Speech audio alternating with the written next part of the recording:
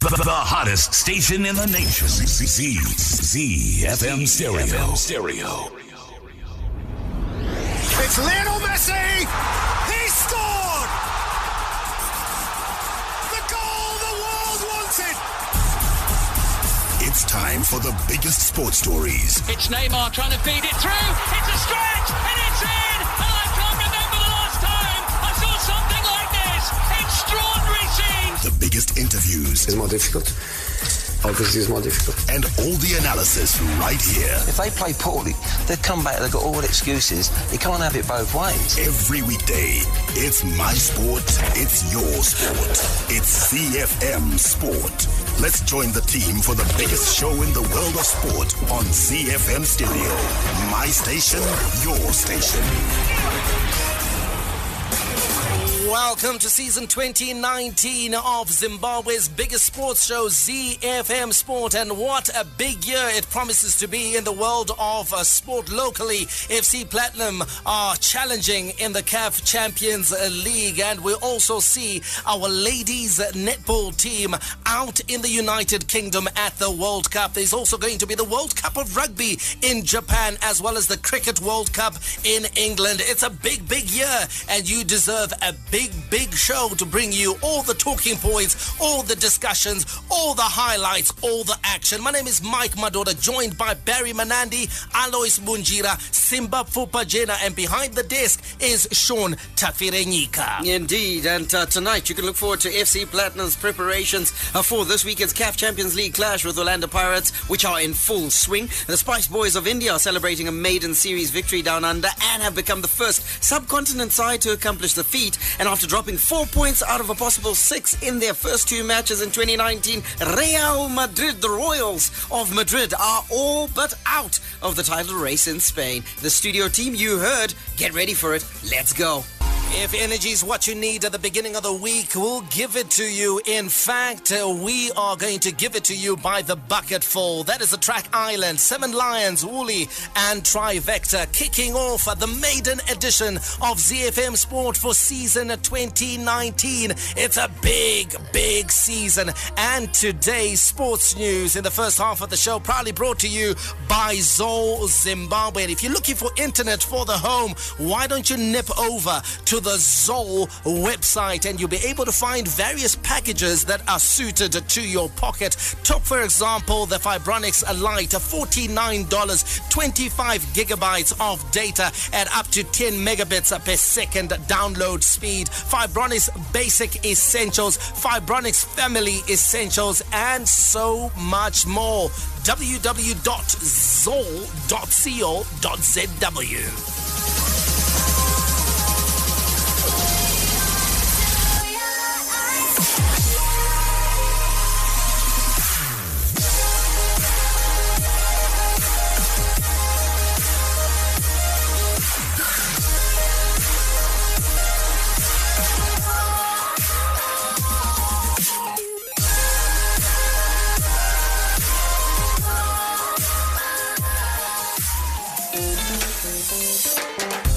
Weekend Sports News Roundup is brought to you by Zol Zimbabwe. Zol, you deserve to live like this.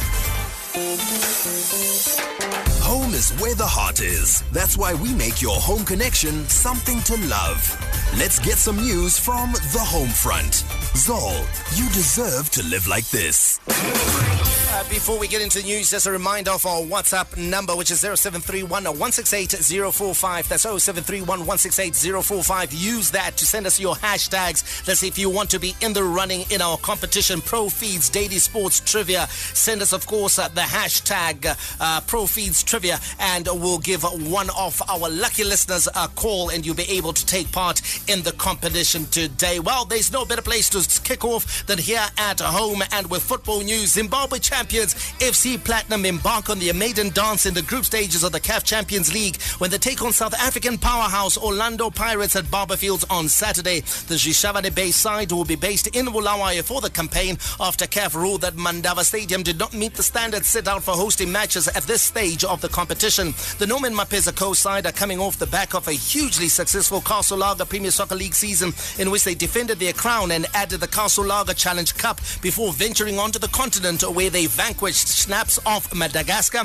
and AS Otoro of Congo to earn the right to sit at the top table of African football. Earlier today, we caught up with FC Platinum spokesperson and media liaison officer Chido Chizondo to find out how preparations were going. It is Champions League, so as FC Platinum, we understand that we're now playing with the big boys. So it is a fair group, and it could be an experience to play the champions of Africa. Preparations have been going well. The community of Shishavane is obviously saddened by the development that we will have to play in Barberfield. But I think that has since passed, and people are excited. We are receiving a lot of support from stakeholders all over Zimbabwe. The team will travel to Bulawayo tomorrow, and they will begin their training there.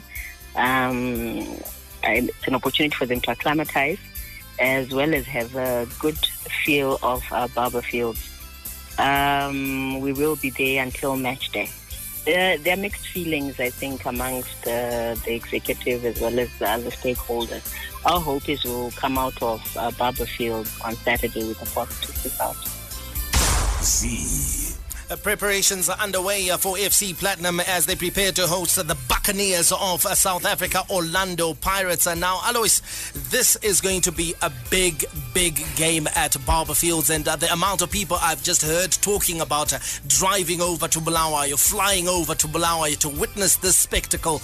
I mean, it's a fantastic opportunity for FC Platinum to write their name large in African football. Yeah, you've very right, Mike. I think the fact that we were drawn against the South African side, I think it has just actually added to the flavor of the Champions League for FC Platinum. I think it's actually good for them. You know, they are still learning, they are still new, they still need the experience, and playing a team that draws so much attention to them, I think it adds to their experience as well. So it's actually quite good. And you know what better team than Orlando Pirates? I actually think that Orlando Pirates are like, you know, Highlanders fans. Naturally, in South Africa, they support Orlando Pirates. But I hope that this time around, they will turn around and say and be patriotic and support FC Platinum. Yes, so it's going to be quite interesting. Like you're saying, a lot of people are going to Barberfield Stadium. That includes me as well. I'll be at Barberfield Stadium. This is one match that is no Zimbabwean. It's a match certainly. It's a match certainly that no one wants to miss, Barry. And let's talk about the potential for performance from FC Platinum.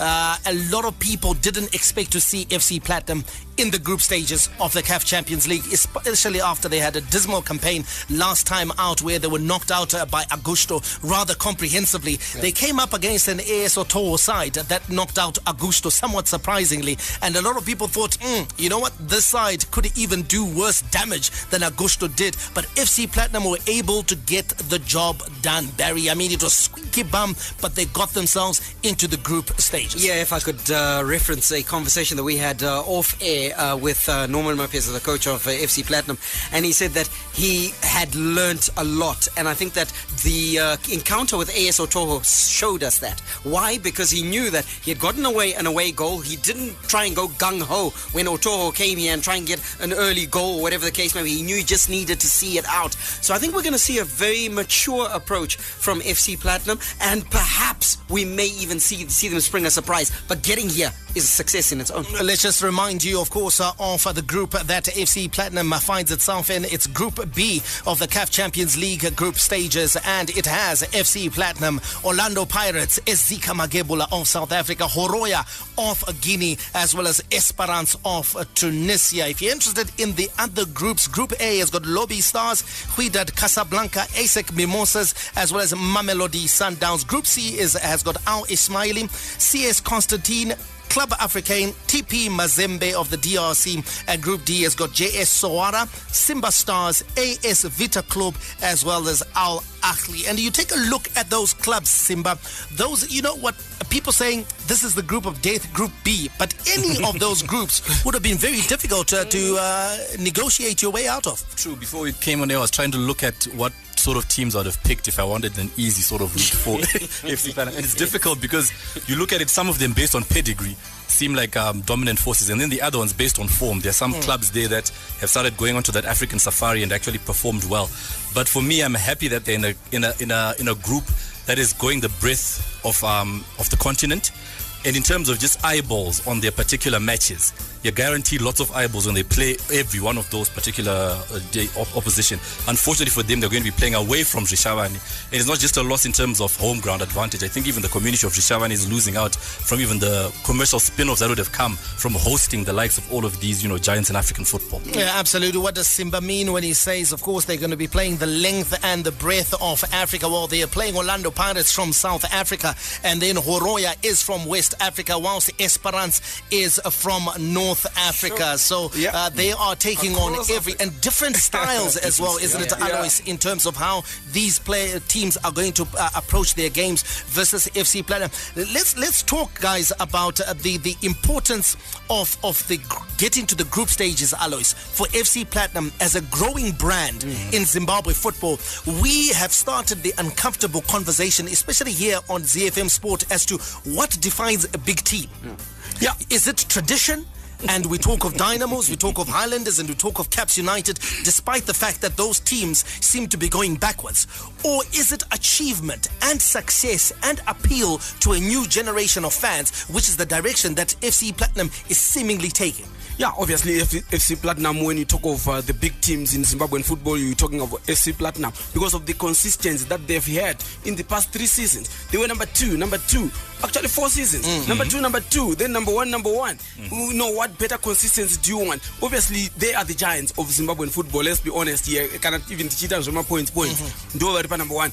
The other clubs, yes, because in terms of their support base, we can actually go back and say, my giants. But honestly speaking, on the field of play, they are not. FC Platinum is the one team that is the giant of Zimbabwean football at the moment. And talking about support base, Barry, this is a wonderful opportunity, isn't it, with televised matches, with them playing at it's not something that you would say, FC Platinum would have wanted, like Simba pointed out, playing in Bulawayo. But they've got a wonderful opportunity to appeal to fans in Bulawayo by putting on stellar performances, especially in this match versus Orlando Pirates. They absolutely do, and I hope that opportunity is seized upon, because, listen, the Bulawayo populace will be able to stream to Barber Fields and watch FC Platinum play, and anytime we've seen them play, they play very well. But beyond that, like you quite rightly mentioned, these games are going to be televised, so then there's a new group of fans that are going to be able to watch this. Just a personal experience, I was out in the Middle East during December when the draw was done, and it was headline news. One of the teams that was mentioned by the Arabic presenter, FC Platinum Zimbabwe. So you've got FC Platinum being talked about in the same breath as your ASIC Mimosas, who are sort of royalty on the African continent, your Wydad Casablancas, TP Mazembe, who've made themselves that, AS Vita Club, Ismaili, clubs we've known for many, many years, but we're now mentioning FC Platinum in the same breath. And of course, the advantage now, more than, for example, when Dynamos went to the final of the CAF Champions League, which is a fantastic achievement. But now we're well and truly in the television era, aren't we, Simba? Where these matches, we are talking about it being televised in Zimbabwe. It's also going to be televised on the continent. But more than that, there's a huge following, like Barry has just pointed out, for the CAF Champions League in the Middle East, because there's a lot of interest there and cross-pollination of players even among some of the North African clubs and the teams that are playing out in the Middle East. Yeah, and I think, and you only just need to look also at the benefits that came even to Caps United when they also played in the Champions League. A number of their players actually eventually got poached because of those few matches that they actually played and got exposure. And I'm hoping that whatever success comes from this, there's some element of continuous progress in terms of for FC Platinum, because the last thing you would want is for them to be exposed and then actually get poached as well. Because of those 4 teams, let's be honest, they're the only ones that are not likely to be able to attract anyone from all of the other teams that they're playing, but they're likely to play so well that they actually lose a few and get poached. Yeah, and the other thing that I like about this situation, they are in a very, very tight group, and obviously like the whole length of Africa as well. FC Platinum, they are still coming back into this competition in August. So this is actually a blessing in disguise. For me, it's a learning curve, playing the Giants of Africa, and they're coming back in August for another edition. So I think this is like really brilliant for FC Platinum. The experience will certainly stand them in good stead. A reminder again of our WhatsApp number 0731 168 045. Your thoughts on FC Platinum, pure platinum play in the CAF Champions League group stages. Ezika Magebula, Orlando Pirates at Barberfield Stadium. I mean, we wish it could have been Mandava, but it will be 180 kilometers away from Zvishavane at Barberfield Stadium. Send us your thoughts on that match this weekend. Are you heading out to Barberfields? Let's fill Barberfields up. 0731 168 045. This is the FM Sport. Zol, you deserve to live like this. Well, let's wrap it up with a local sports news roundup and get you caught up ahead of that. Just a quick announcement that we've got the owner of Simba Stars in the studio. Simba He's performing in the Champions League, and I do think that FC Platinum can take Simba Stars, even if it is just by name. Let's give you some cricket news where Zimbabwe Cricket has approached the High Court seeking an order to compel Harare Sports Club to pay over $90,000 for loss of revenue, accusing the club of breaching a lease agreement by double leasing its property to the tobacco industry Cricket Supporters Association. According to the court papers, Zimbabwe Cricket and Harare Sports Club entered into a 24-year lease agreement in 1999, which lease still subsists and is set to expire on the 31st of March in 2024. In football news, 4 BN Academy football players are scheduled to leave the country on Wednesday for trials with VfB Lübeck in Germany under the GB Foundation. The quartet, who train under the tutelage of Becky Nyoni, are based at Belgravia Sports Club in the capital, are Ellison Mwea, who's 18 years old, 17-year-old Tyrone Matongorere, Matthew Chukuma, who's 17, and Nigel Mutsonziwa, who's 16 years old. The trials will run from the 9th to the 17th of January. All the best to those 4 players. And in Castle Lager Premier Soccer League news, Dynamos have secured the services of midfielder Hilary Bakacheza and defender Carlos Muvurume. While the arrival of former star striker Edward Duduza Sadomba is imminent as Dimbare seek to bolster their squad to improve on last season's dismal campaign. It is believed that duo of Bakacheza, who has previously played for Triangle and FC Platinum, and Mavurume, the former youth international captain and Herentals defender, penned 3-year contracts with the former champions.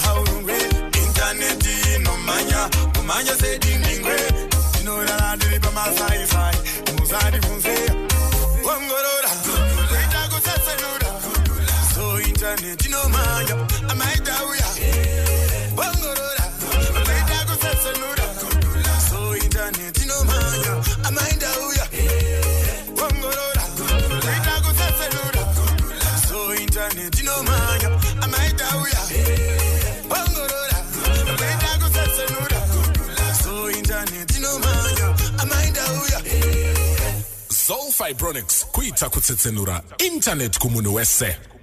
From the front of the grid to the back of the net, it's CFM Sport.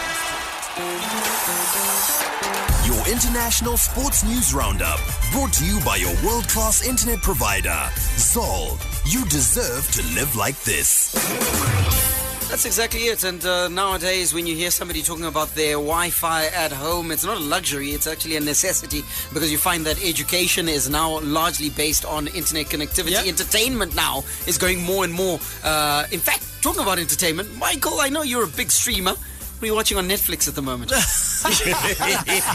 I ask this because Mike is fantastic at recommending series. He does it for all of us here on the team. Yeah. Well, I think The Bodyguard was definitely one to watch. And did you watch Sunderland Till I Die? No, I didn't. It's on my list. It's a riveting watch. Okay, I'll do that. I'm watching Frontier at the moment. Frontier. Jason Momoa, I think that's the guy who stars in Aquaman. Aquaman, right? As well as it's a period piece as well. I think based in Canada. The fur trade and all sorts. Yes, I know. Very good. Happened in Canada. Very good acting. Well, back then, a lot used to happen in Canada. So you too can be watching your Netflix streaming, downloading and uploading simply with a Zoll connection. And in that regard, you can either have a Fibronics connection, which means that the fiber comes to your home, or if you don't have fiber in your area, you can even get a Vibronics connection, which means that it comes over the air. It's actually absolutely brilliant. That's the connection I've got, and I'm certainly enjoying it. You too deserve to live like this. Super fast internet? Why not with Sol Vibronics? You deserve to live like this. All right, let's go international with our sports news now. India ended a 71-year wait for a Test Series victory in Australia. Their 2-1 triumph finally confirmed when the rain-affected fourth and final Test ended in a draw at Sydney Cricket Ground earlier today. The finale may have ultimately have turned out to be a damp squib, but Virat Kohli's tourists utterly dominated what action there was to deservedly become the first side from the Asian subcontinent to take the honours down under. Wins in the first Test in Adelaide and the third in Melbourne ensured that they could not lose the series, and their batsmen, led by a 193 from Chiteshwar Pujara, battered Australia out of the fourth match with a daunting 622 for 7 declared total in the first innings. Victorious Indian captain Virat Kohli was thrilled with his side's 2-1 series win away from home. Let's hear from him. It was a team effort through and through, and that's what we strive for. We strive to play well as a team. Single spells and single innings don't win you games of cricket, especially test matches, and this is a team that doesn't play for single innings and single spells. We play to make the team win. If you ask me, if you want me to single out a contribution, for me, Bihari playing 70 balls with a new ball in MCG is as big as anyone getting 100. Or anyone crossing 70 or 80. So that's how we recognize contribution. We don't look at contribution as something that goes up on the honours board. And if you want to win a series like this, you have to play well as a team. So I would say it was a total team performance. Now, for some Australians, the series will always carry an asterisk given their two best batsmen, that's Steve Smith and David Warner, were unavailable because of the bans they received for ball tampering scandal which took place in South Africa last year. Tim Payne's side were unable to paper over the cracks, pardon the pun, left by their absence. Australia captain Tim Payne spoke about the turning points during the 4-match Test series. The obvious one was the Adelaide Test. We honestly feel that we let that Test match slip. We thought we had a number of opportunities during that Test to go well ahead of the game, and when those key moments came up, India outplayed us, to be honest. Now looking back now, we had won that Test. If you win Perth, we got outplayed in Melbourne. Then you have a washout. It could have been 2-1 the other way. So it's funny, in a big series of 4 Tests, 5 days a match, you go back to a couple of key moments in the very first Test match where we let ourselves down or India outplayed us, and you get to end of a series and it's really hard to take. Yeah, I know Tim Payne says it's hard to take because he's a competitor. He loves to compete and doesn't like losing. But you got to say to yourself, with the absentees in the Australian lineup, a 2-1 series win for India, Australia will take. India obviously are jubilant, but Australia will say to themselves, we're competitive, we're right in there. Yeah, listen, I think that missing 2 players would have made the series more competitive. I don't think it would have guaranteed Australia victory, but it would have certainly made some of the matches closer. And then if you consider some of the things that Team Payne brought up, how close the Adelaide Test was, I think it was only about 26 runs in it between the two sides. If you think Warner and Steve Smith, had they been there, Australia could have got over the line. But to be honest, I think India went in with a far stronger batting unit. And with bowlers who are in form, and they absolutely performed in the series. And India, like we predicted on the show, I think there was no getting away from the fact that we all thought that India was going to win the series, and India have accomplished that. And we talked a lot at quite some length, in particular Mark Pozzo and Mike Majoda, but we spoke about the fact that this Test series would be decided by one facet: either a fantastic batting lineup that comes to the party or a fantastic bowling unit? We saw both, but I would say probably on the basis of the results, the Indian batting lineup showed up. They showed up, but as we all know, I suppose you also need to take the wickets, because you're never going to win a test match without taking the wickets. And like Mike has alluded to, I think the fact that those seamers actually came to the party, it wasn't just the usual Indian attacking lineup where you've got the one standout seamer. Right. They hunted in packs. The fact that those three took 48 wickets, I think it was, actually helped their cause. So I think as much as that's not their upfront, their best facet in terms of when you compare it with the batsmen, I think that's actually need to also be recognized in terms of that team effort that Kohli was also speaking about. I'll go back, Barry, to what I said last year in that debate with Mark Pozzo, where I say that the difference will be the fact that India has got a stronger batting lineup, and that their batsmen will probably be able to see off the Australian bowling attack a lot better than the Australian batsmen would be able to see off the Indian batting lineup, because I think the Indian batting lineup against their own bowling lineup will still make runs. They are that good. They're that good. And I also think that the Australian bowling lineup would probably skittle their own batting lineup out for very few runs. So I think there's not much in terms of the bowling lineups, but the batsmen, if you take a look at the performances of Pujara, I mean the big innings that he had in the series and the average that he's got, that's the difference between these sides. The Australians don't have a batsman right now in their top 5 who's putting his hand up and making runs consistently. 100%. And Pujara himself finished the series with as the highest run scorer. These are the stats that Mike is talking about here, making 521 runs in 7 innings at an average of, get this, 74.42. Zol Fibronics, the connection you deserve with the speed you need. Around the world in 60 seconds. International sports news. Okay, let's take you around the world in 60. Quick international sports news update before we head out to the Zol Fibronics play of the day. We start in Cape Town, where the Proteas will be without captain Faf du Plessis for the 3rd test at the Wanderers after he was suspended for 1 test and fined 20% of his match fee for maintaining a slow over rate during South Africa's 9-wicket win over Pakistan at Newlands. Du Plessis' teammates will also fined 10% of their match fees. Over to Melbourne, where star players Roger Federer and Angelique Kerber have cautiously welcomed new tie-break rules for the deciding set at the Australian Open. This year's opening Grand Slam, which begins next Monday, will for the first time feature an extended tie-break in the final set when the score reaches 6-6 rather than a traditional full set. To win the decisive tie-break, a player will need to be the first to 10 with an advantage of at least 2 points. The move means all 4 slams now use different rules, with only the French Open holding off from introducing a tie-break in the decider. And we touch down in Wellington, where All Blacks loose forward Andy Savea is re-signed with New Zealand Rugby until 2021 after turning his back on a lucrative move to Europe. A New Zealand media had reported that Savea had agreed in principle to join the French club Paul after next year's Rugby World Cup. But the 25-year-old, after this year's Rugby World Cup, the 25-year-old Wellington Hurricanes back rower has had a rethink. Zol takes you wherever you want to go with just a click. ZFM Sport takes you round the world in 60 seconds. Zol, you deserve to live like this.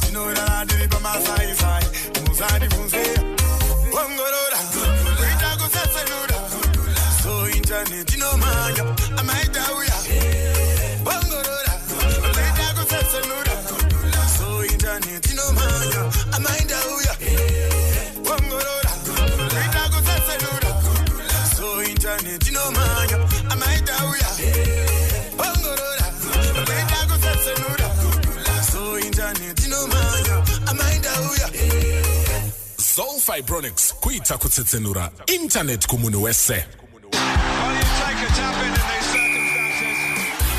The Daily Sports Trivia question is brought to you by Profi. Profeeds, your feed and farm professionals. It's competition time, and every single day all you have to do is send us a WhatsApp message with the hashtag #ProFeedsTrivia, and you might be the one lucky listener we call back. You'll field 2 questions, and if you get both correct, you'll be our daily winner and in with a chance of winning our fabulous first prize for 2019, which we can announce is a Capri double door 290-litre fridge. What a prize. What a banger to start off the year. Absolute banger. And our first draw for this year will be held on Friday, the 22nd of February. So you got lots of time. Make sure that you send through your hashtag. Well, we got the first caller of the year, and it's a very good evening to Ngwenya Dumisani from Mufakos. How are you, Ngwenya? I'm very fine. How are you guys? Ngwenya. Ngwenya, long time. Wakatitera ku ZFM. Guys, everywhere. Nice one, Ngwenya. Well, Ngwenya, we are going to get into our questions. 2 simple questions. You need to get both correct so that you are in the draw for that double door 290-litre Capri fridge. Are you ready for your first question? I'm ready, guys. The first one is a local question, and are you able to name the Ndlovu brothers that played for Highlanders as well as the Warriors? Name the Ndlovu brothers that played for Highlanders and the Warriors. Maiden Ndlovu, Adam Ndlovu, and Peter Ndlovu. Fantastic. Well done. Good start. Well, you've got one more, Ngwenya, and it's an international question. Which country hosted the 1994 FIFA World Cup? Which country hosted the 1994 FIFA World Cup? 1994 FIFA World Cup. Is it Brazil? No, Ngwenya. Brazil won it. Listen, we're going to be good to you because it's the first show of the year, okay? Brazil won it. But who hosted another chance. the tournament?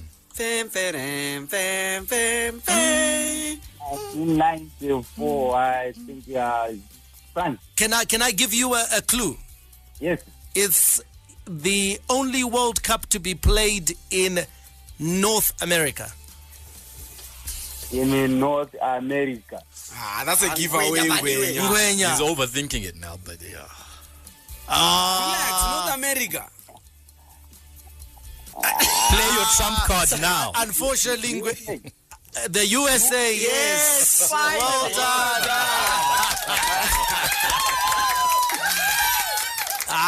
Ngwenya takupa wapi? Just by the line. I remember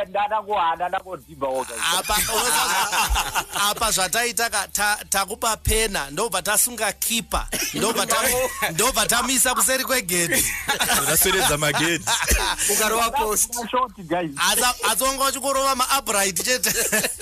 Ngwenya Dumisani, thank you so much. You're going to be in the draw. Well, we are liberal because it's the first show of the year, but of course we'll get tighter and tighter as the year goes on. Congratulations, Ngwenya. You'll be in with a chance of winning that double door fridge. Thanks, guys. Thanks. Say hi to Alice. I'm here. Uruboere. Uruboere somebody. Urufaya timu manje teta kuroa vanhu. Heavy.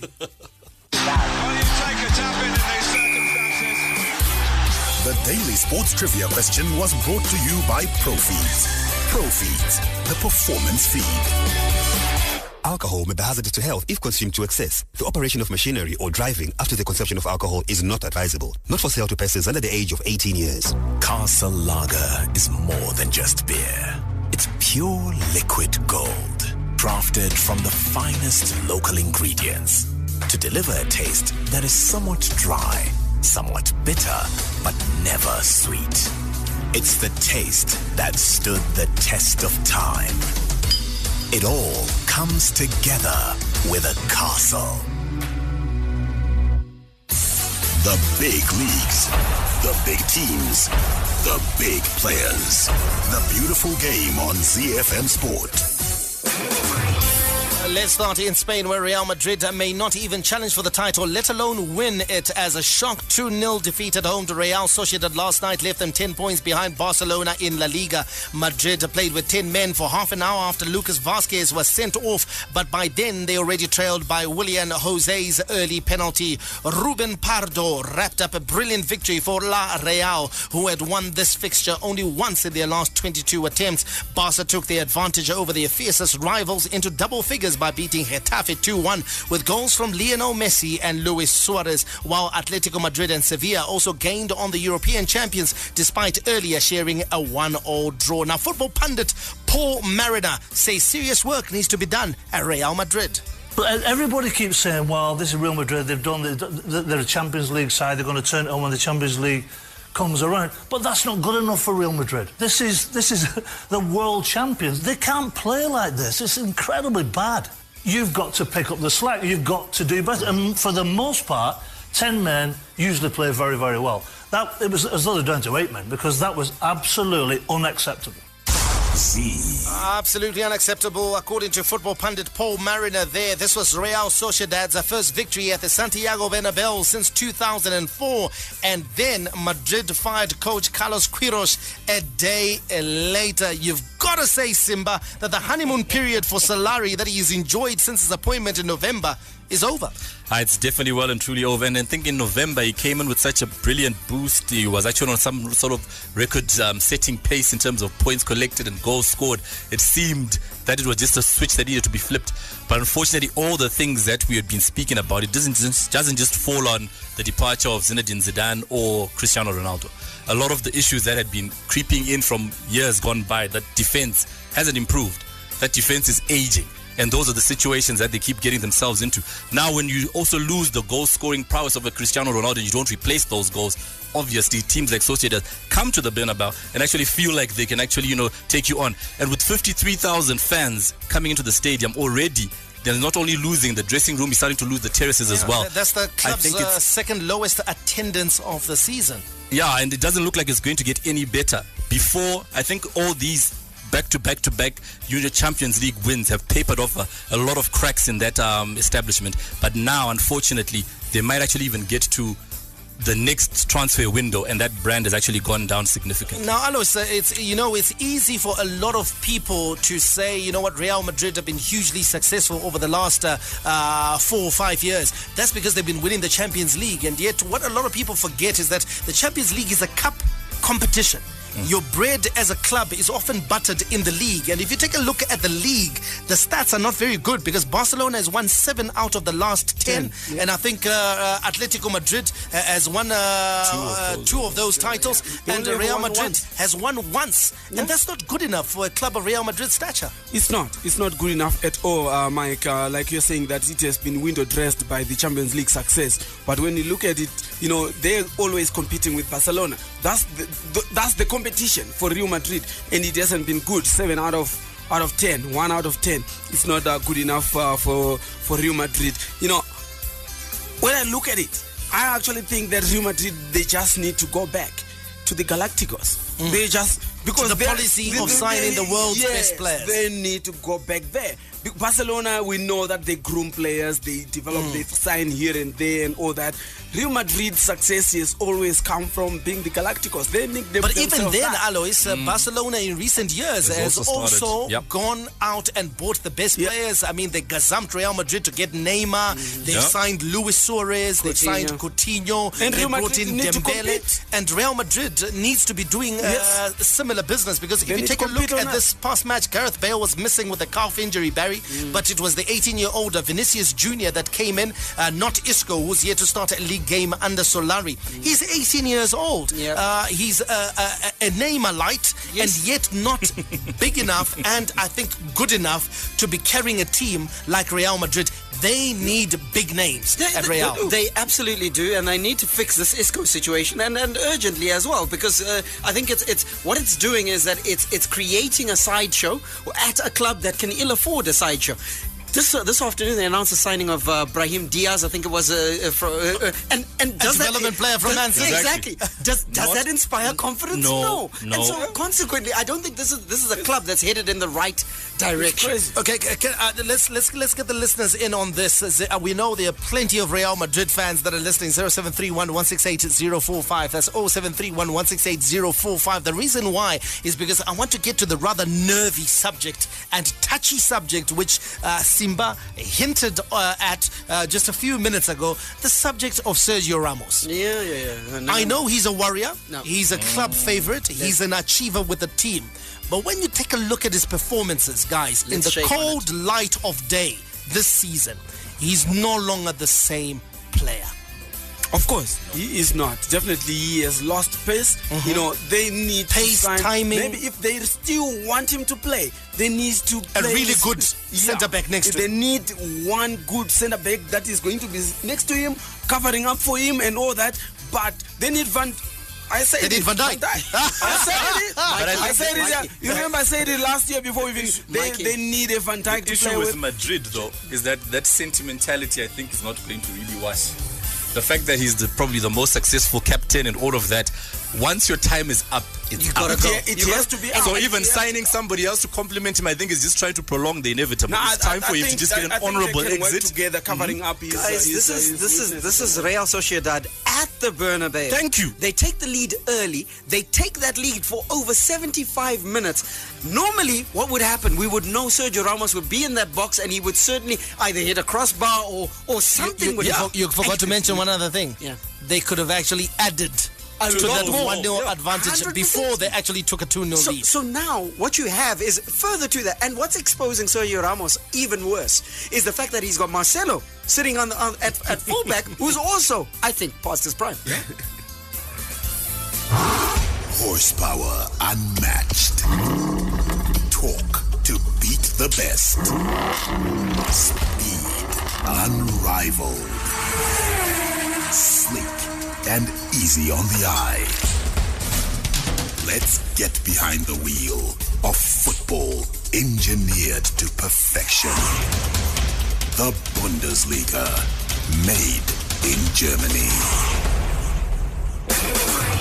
Okay, we're going into Germany just now, but I just took a glance at the WhatsApp platform here, and Gemwine Cheetah, no doubt a Madridista, because listen to his message. He says, Real Madrid Gaitore, Sterling, Hazard, Mbappe. Oh, Hansi Noita Judinan. That's true. Most definitely. He's not for sale. Anyway, Borussia Dortmund captain Marco Reus has been named Germany's Player of the Year for 2018 in a poll by the German Football Association. The 29-year-old attacking midfielder claimed 33.9% of the 89,929 votes. My goodness, no Jacob Zuma moment. Did it. With Bayern Munich and Germany international Joshua Kimmich coming in second with 31%, and former Schalke forward Leroy Sané now with Manchester City third with 10.3%. Royce played in 8 of Germany's 13 matches in 2018, registering 1 goal and 2 assists, and appeared at only his second major international tournament as a professional, the 2018 FIFA World Cup, following a succession of career-threatening injuries. Royce has been playing arguably his best football to date. He finished 2017-2018 with 7 goals in 11 Bundesliga appearances and has had a direct hand in more goals than any other player at the halfway stage of the 2018-2019 campaign. He's got 11 goals and 6 assists, and ever-present for leaders Dortmund. So far this season, he was also voted the Bundesliga's Player of the Month for September and November.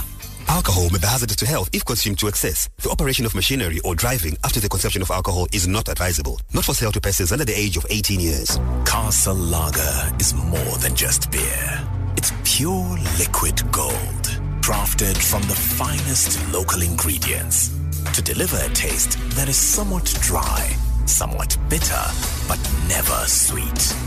It's the taste that stood the test of time. It all comes together with a castle. All the rivalry. The captain lights the touch paper. It is blue touch paper. Always him on Derby Day. All the stars. Absolutely brilliant again from Mo Salah. The twinkling feet, the ice cold finish, the Egyptian on fire. And all the game-changing moments. All the updates from the Premier League on ZFM Sport. This is the league we want to watch.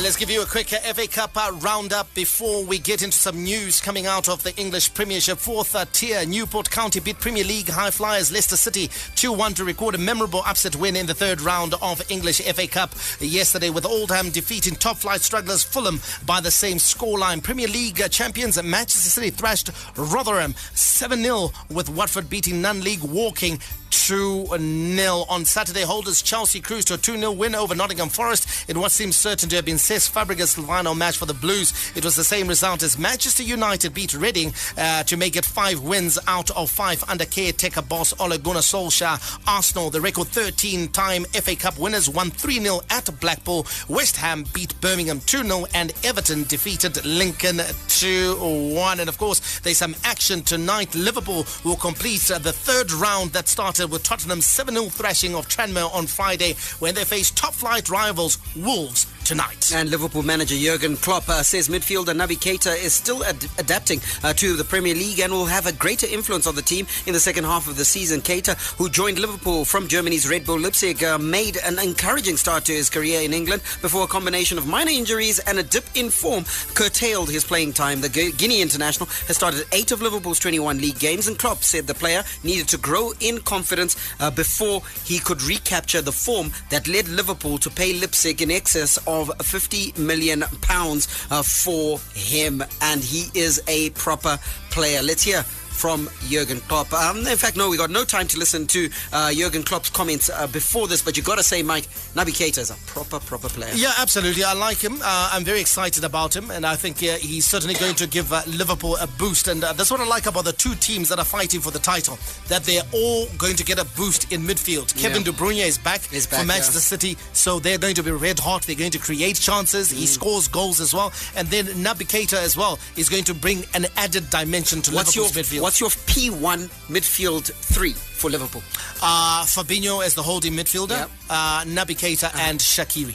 You agree there? Fabinho is a good player. Yeah, he is a damn good player. What about this issue where Klopp continues to select Milner and Henderson? Simba, your thoughts? I think there's certain elements that just need to get worked out of his system. They've been good stalwarts for him in the past. So I think there's certain things that come as a reflex for him, and he keeps assuming that they're going to keep bringing in those sort of performances. But on the back of the last few, it seems as though their time is numbered. And when you look at it, you talked about Naby Keita coming back in. Alex Oxlade-Chamberlain is coming back as also well in the wings. Yeah. So it's scary what that Liverpool midfield is going to look like going forward. Yeah, Milner and Henderson's time at Liverpool up. Guarantee this. Our time is up here in the studio.